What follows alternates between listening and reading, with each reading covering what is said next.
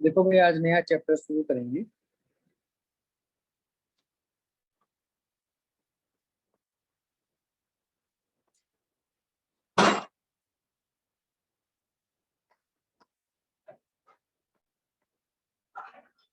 त्रिभुज त्रिभुज को बोलते हैं ट्राई एंगल।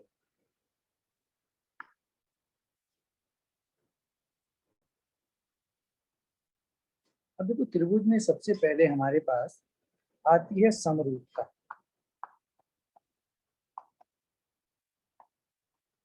देखो, समरूपता किसे कहेंगे? सबसे पहले तो हम जरा उदाहरणों से समझ लें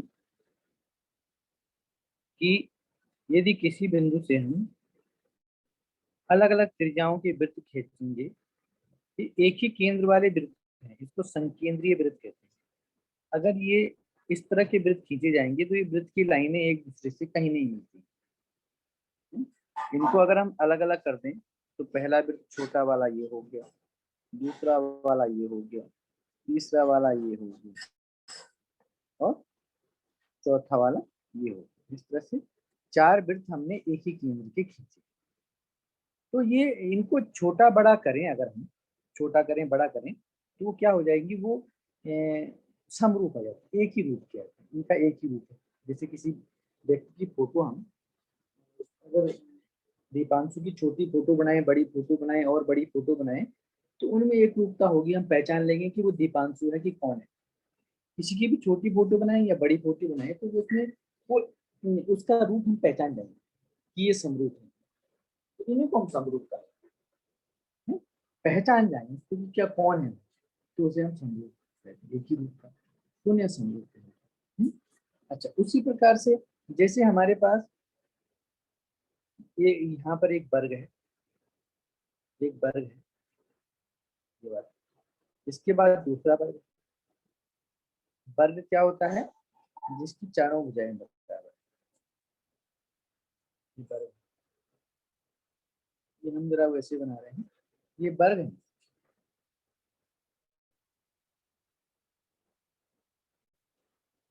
ये छोटा बड़ा ये सारे समरूप हैं। छोटा करेंगे तो वर्ग ही नजर आएगा, बड़ा होगा तो वर्ग ही नजर आएगा। इस तरह से एक त्रिभुज है ये, इस तरह से दूसरा डिस्टेंस बराबर है भुजाओं के बीच।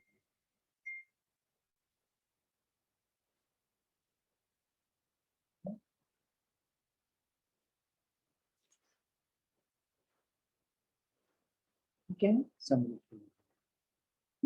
चाहे छोटा करें बड़ा करें, उनका रूप एक सही रहे, जिसमें बदले ना तो समरूप होंगे। तो समरूप के अब इसमें देखिए आप, ये विभिन्न आकृतियों में समरूपता, ये ऊपर जो है विभिन्न आकृतियों में समरूपता है। अब यहाँ पर देखिए समरूप समरूपता का बहुभुजों के रूप में हम क्या समझें कि उनके संगत कोण, पहला तो उनके संगत कोण बराबर है। दूसरा, संगत भुजाएं उनकी संगत भुजाएं आनुपातिक आनुपातिक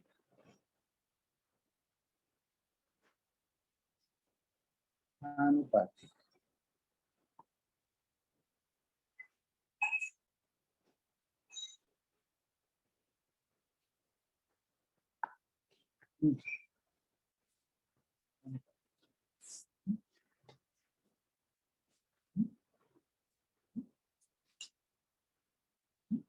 अच्छा, यहाँ पे आनुपातिक या समानुपातिक है, एक ही चीज है।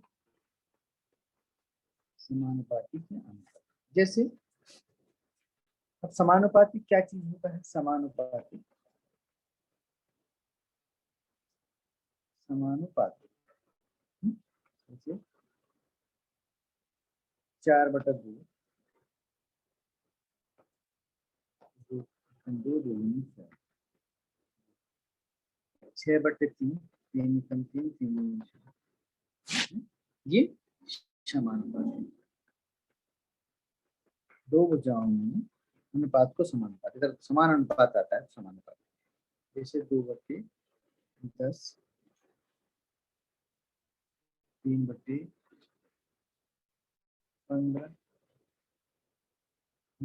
4/20, तो 2 एकम 2, 2 एकम 2, 3 एकम 2, 3 एकम 2, 4 एकम 2, 4 एकम 20 है। ये सारी की सारी जो है ये क्या है, ये समानुपात है।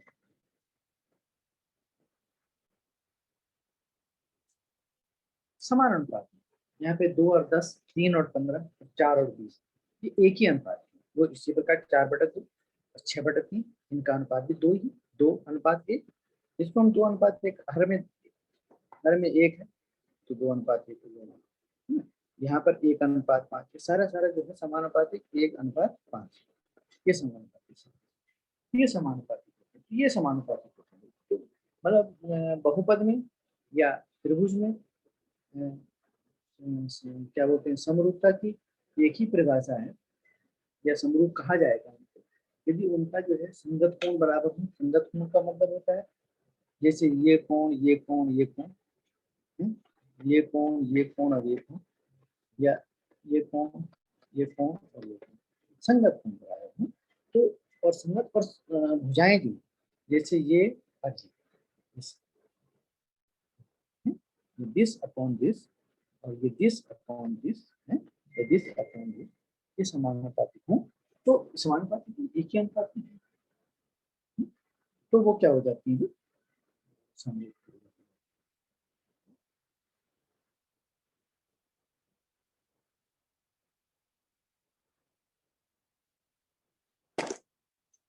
जैसे हम लोग कुछ कुछ हमारे पास एक एक प्रमेय हमारे पास है,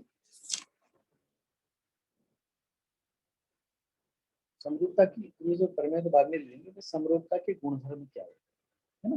अब यहाँ पर समरूप त्रिभुजों के गुणधर्म, अब सबसे पहले हमारे पास समरूप त्रिभुजों की। सर आवाज नहीं आ रही। अब आ रही है? Yes sir. अरे बारिश आ रही बेटा, यहाँ बारिश। तो इसमें सर गुणधर्म यहाँ पर देखो भी सब। बारिश। हाँ, तो सबसे पहले जो है इसका पहला गुणधर्म क्या है, गुणधर्म या इसको कसौटी भी कहते हैं, समरूपता की कसौटी या समरूपता की शर्तें हैं। पहला इसमें होता है ए। पहला ए माने होता है, ए माने होता है एंगल, और एस माने यहाँ पर देखिए साइड होता है। त्रिभुज में दो ही चीजें होती हैं, ये तो एंगल होता है कोण, या तो साइड होती है भुजा, दो ही चीजें। तो पहला इसमें क्या है कि ए का मतलब वो दो त्रिभुज जिसमें समरूप दो त्रिभुजों में आता है। यदि दो त्रिभुज समरूप होंगे तो यदि उनकी त्रिभुजों में तीनों कोण बराबर, ए का मतलब। आपकी आवाज नहीं आ रही। आवाज नहीं आ रही? नो सर कहते हैं। अरे क्यों नहीं आ रही आवाज? आ रही होगी आवाज, नहीं आ रही? No sir. हो बेटा, आप क्या नहीं आ रहे हो? आपका माइक बंद तो नहीं है कहीं? हमारे तो खुला हुआ है माइक यहाँ से। सर सही में साफ आवाज नहीं आ रही। अरे अब तो आ रही होगी आवाज। सर कट कट के आ रही बहुत है। तो कट करके बेटा, नेटवर्क तुम्हारे यहाँ कम है, ठीक है? नेटवर्क आपके यहाँ कम है इसलिए आ रहा है कम। नेटवर्क की स्पीड देखो कम हो गई आपकी, इसलिए नहीं आ रहा है आवाज, ठीक है? यस सर काम है। तो रिकॉर्डिंग तब देख लेंगे, कोई बात नहीं, रिकॉर्डिंग में देख लेना तुम्हारे, रिकॉर्डिंग में ठीक आएगी, ठीक है? तब इसमें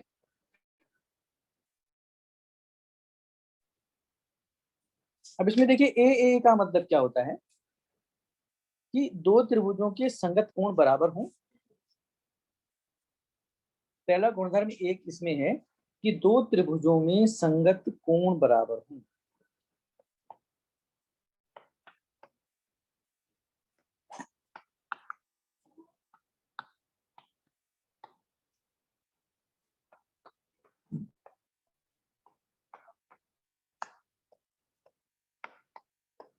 बराबर हों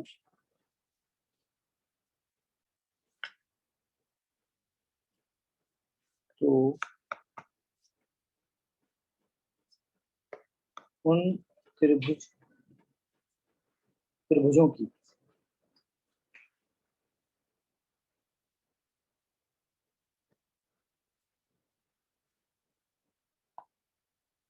उन त्रिभुजों की संगत भुजाएं समानुपाती होती हैं।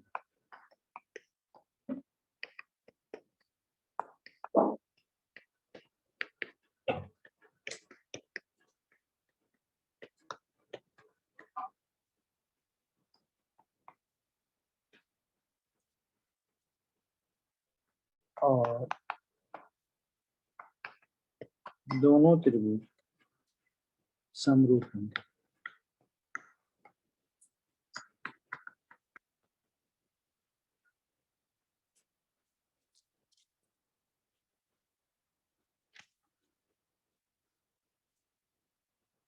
ये कह रहा है कि दो त्रिभुज में संगत कोण बराबर हो। संगत माने होता है एक की संगत दूसरा। दो त्रिभुजों की संगत भुजाएं भी समानुपाती होंगी। जैसे हमारे पास देखिए अब दो त्रिभुज हैं, जैसे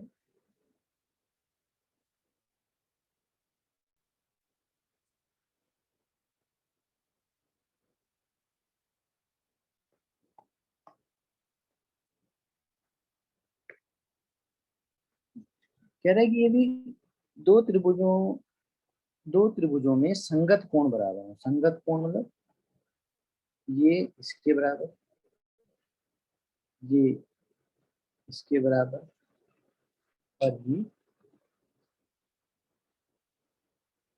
तीनों कोण बराबर। ये कोण इसके बराबर है,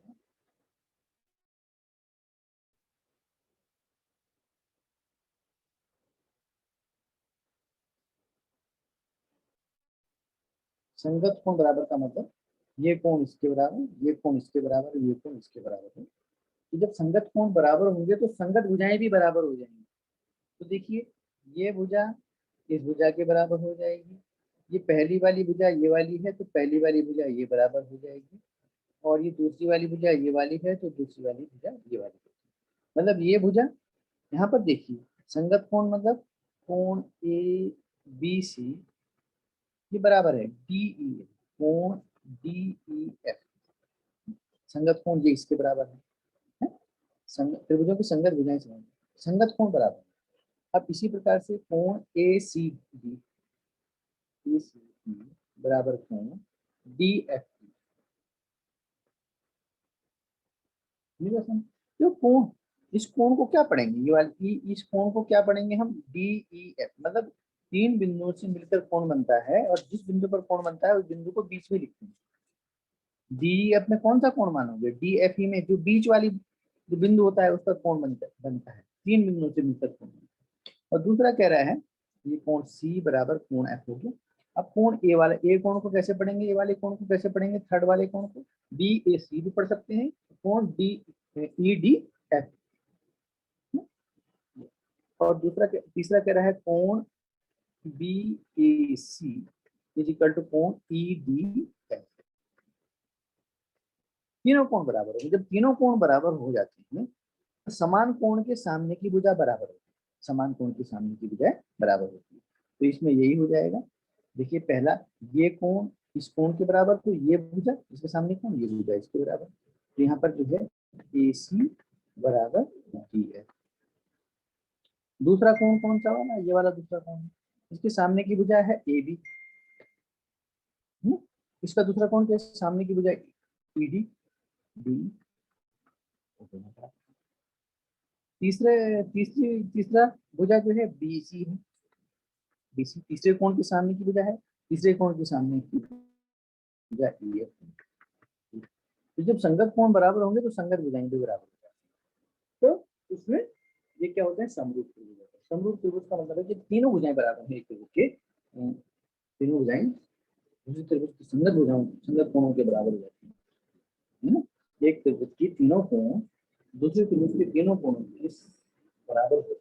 तो वो क्या हो जाता है, वो समरूप हो जाता है। ए तीनों कोण बराबर है। ठीक है। दूसरा दूसरा है, हम बोलेंगे एस एस। अभी समझ में आ रहा है, S S S S S. हमने आपको बताया था साइड एस, से साइड। हाँ तीनों साइड बराबर होंगे। तीनों साइड बराबर होंगे तो यहाँ पर देखिए, जब तीनों भुजाएं कोण बराबर है तो तीनों साइड बराबर होंगी। ऊपर से दिख रहा है ये तीनों कोण बराबर होंगे, तीनों साइड बराबर। जब तीनों साइड बराबर होंगे तो तीनों कोण बराबर होंगे, तो ये भी ऐसे हो जाता है। ठीक है ना, ये भी हो जाता है। इसमें यदि एक त्रिभुज की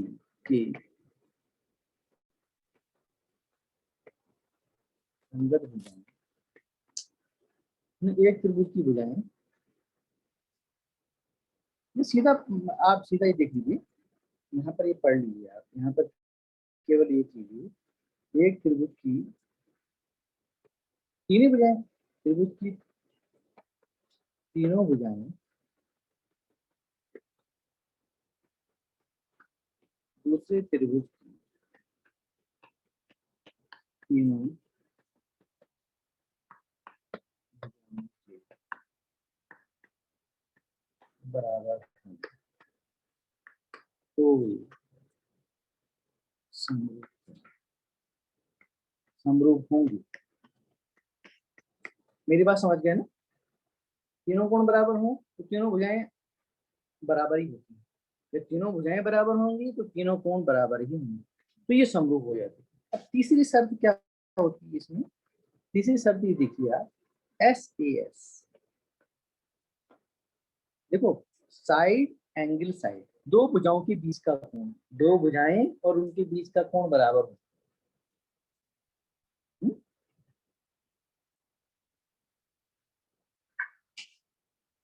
ठीक है ना? यदि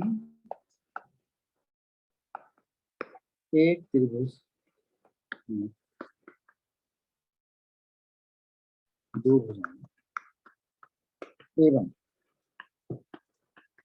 उनके मध्य का कोण दूसरे त्रिभुज की दो भुजाएं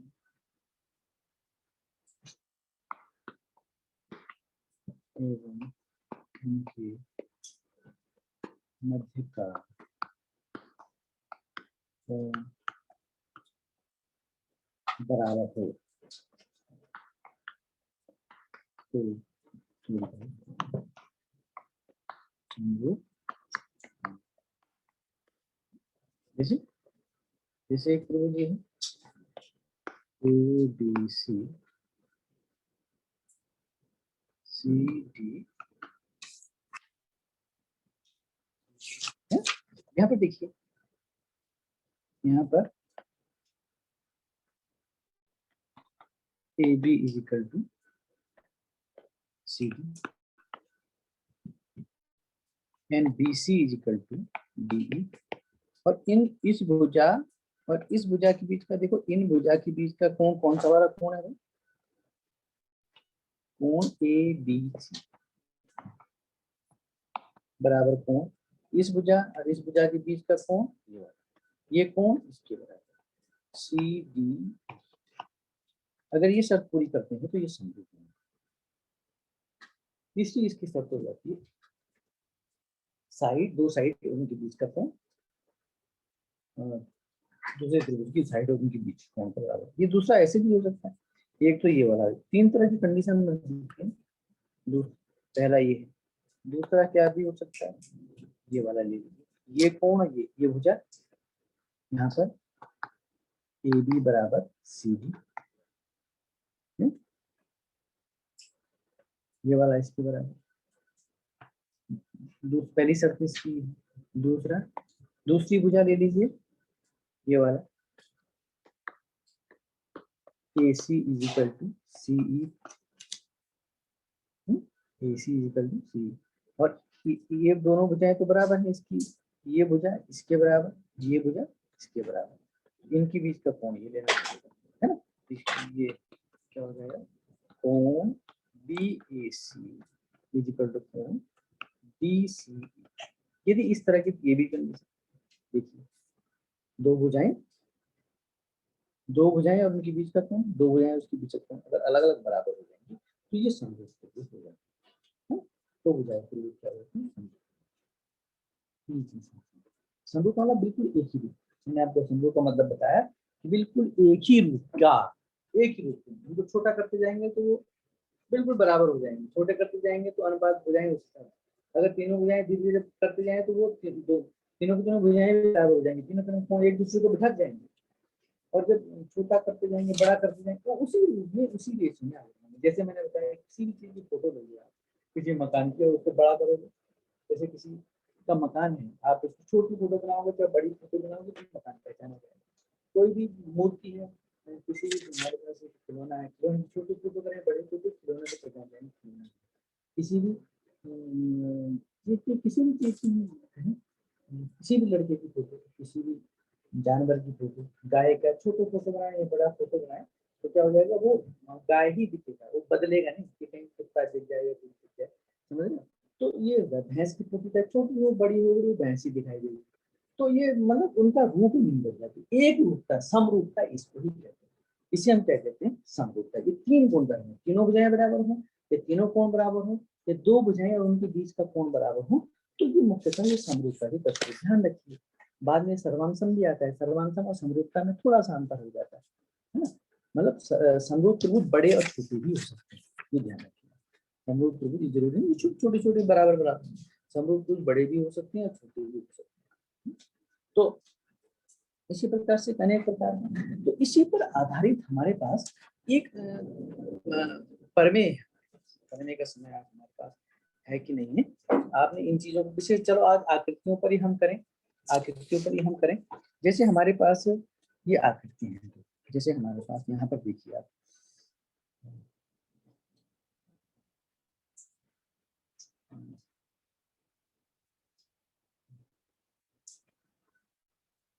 जैसे हमारे पास, मैं कुछ ऐसा आपको करूँ तो उदाहरण से समझाने का प्रयास करूंगा।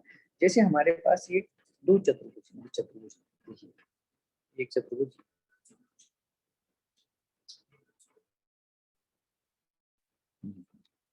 और दूसरा यहाँ पर इस तरह से। अच्छा अच्छा, अब दूसरा एक चीज ध्यान रखिए, जो समरूपता का जो चिन्ह होता है, वो समरूपता का चिन्ह, समरूप को हम एक चिन्ह से व्यक्त करते हैं, ये वाला चिन्ह, इसको समरूप, ये इस समरूप, कहीं पर ऐसा चिन्ह लगेगा समरूप दिखाई देगा।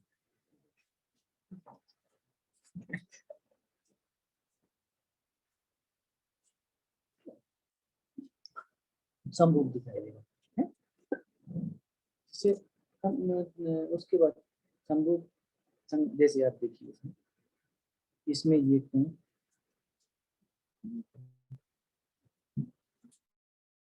ये कोण, ये कोण, ये वाला समरूप को दिखाना, ये कोण, ये कोण, ये कोण, ये वाला कोण इस कोण के बराबर, और ये वाला कोण इस कोण है ना। तो ये बिल्कुल जो है, अब इसमें देखिए, इसमें इसके देखो ये कोण तो बराबर है, लेकिन आपको ये दिखाई दे रहा है कि ये समरूप नहीं है। यहाँ पर आप देखिए, माना ये 2 3, इसमें 2 3 3 4 6 4 4 3।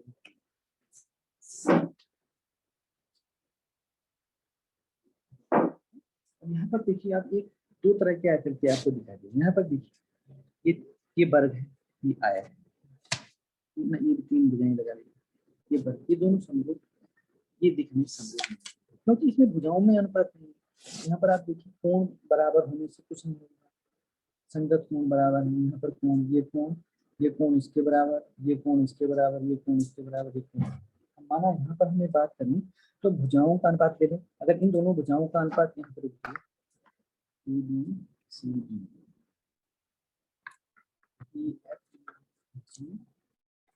अभी मैं देखूंगा भुजाओं का अनुपात। देखिए एडी अनुपात एडी अनुपात, एडी कितना दे रखा है आपको 3 अनुपात 3। यहाँ पर देखिए अब इसकी संगत ये वाला है EH अनुपात EF, कितना है EH कितना है 3 अनुपात 4। यहाँ पर देखिए अब अनुपात अलग अलग भुजाओं के बीच में, आप किसी भी भुजाओं के अनुपात संगत भुजाओं का अनुपात बराबर, संगत कोण बराबर संगत भुजाएं अनुपाती कोण, संगत कोण तो बराबर है लेकिन संगत भुजाएं अनुपाती नहीं है, 3। अब इन दोनों का अनुपात लगा लें। यहाँ पर अगर AB अनुपात BC लगा दें तो ये भी 3 अनुपात 3 देखिए है। और अब इसके ये वाला EF अनुपात FG है, ये 4 अनुपात 3। तो संगत भुजाओं का अनुपात, यहाँ पर संगत भुजाओं का अनुपात बराबर है, संगत भुजाओं का अनुपात बराबर नहीं है, अतः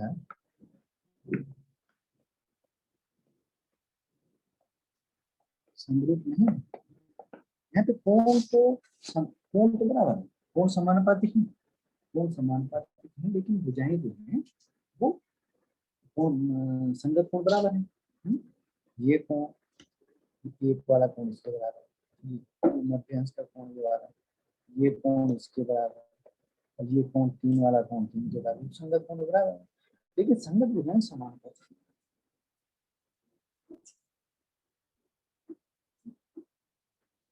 संगत भुजाएं, तो ये समरूप तभी होगा जब उनकी संगत भुजाएं भी समान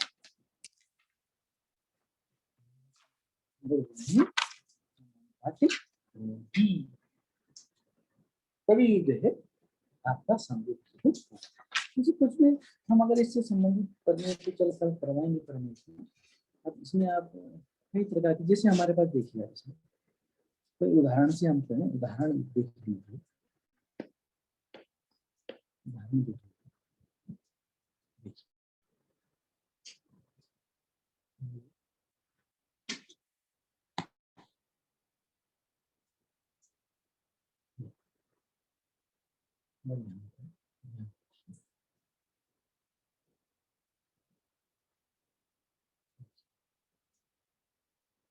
PQRS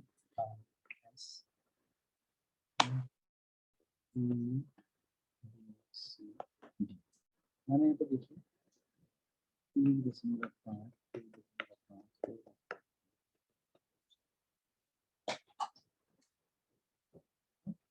यहाँ पर